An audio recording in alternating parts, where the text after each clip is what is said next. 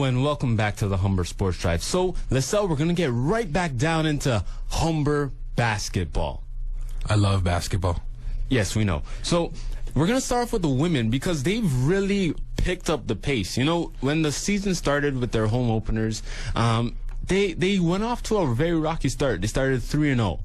But the last 5 games, they've pretty much been demolishing teams. Yep, they are at 500 right now at 7-for-7. Let me give you the last 4 games so far. So against Redeemer, that was a win of 53-22. Against Sault Ste. Marie, that was 64-29. Against Algoma, that was 54-44, a bit tighter. Against Lambden, this was last week's doubleheader there, the back-to-back. Against Lambden, that was 62-39, and against St. Clair College was 62-47. So they're doing pretty well. Yeah, and I want to ask you something, Akeem. Yes. What do you see there in those scores for the majority? I see a team figuring it out, really getting back to defense, because that has, in my eyes, my opinion only, what was very lacking in the women's section. They had the players, but it was the defense. So it didn't really make up for the offense that they were making, right? Right. So by looking at those scores, it shows that they've been able to get stops. For example, that tighter game, the 54-44, that's more of a tighter game.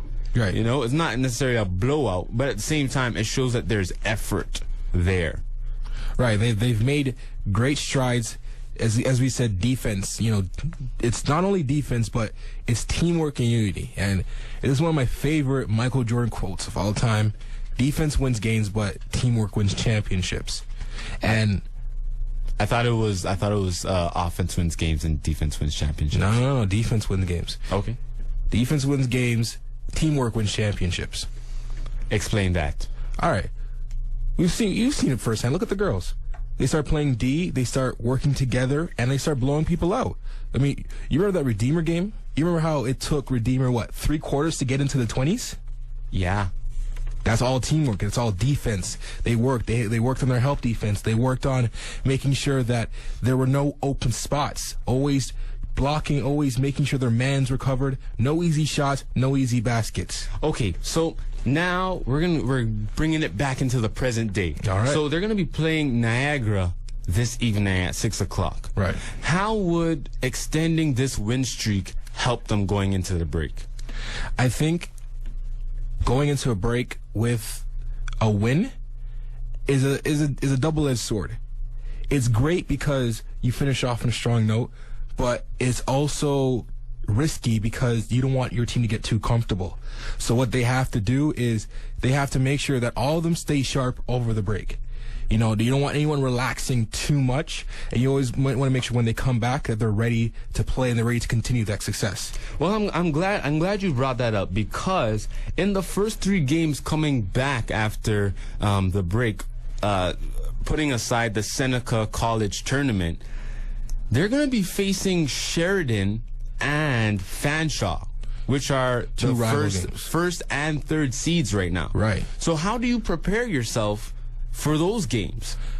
Well, see, here's the beauty of it. Because the Seneca tournament is there, you know, they could use the tournament to work out any kinks that may have occurred over the break, as we were previously talking about.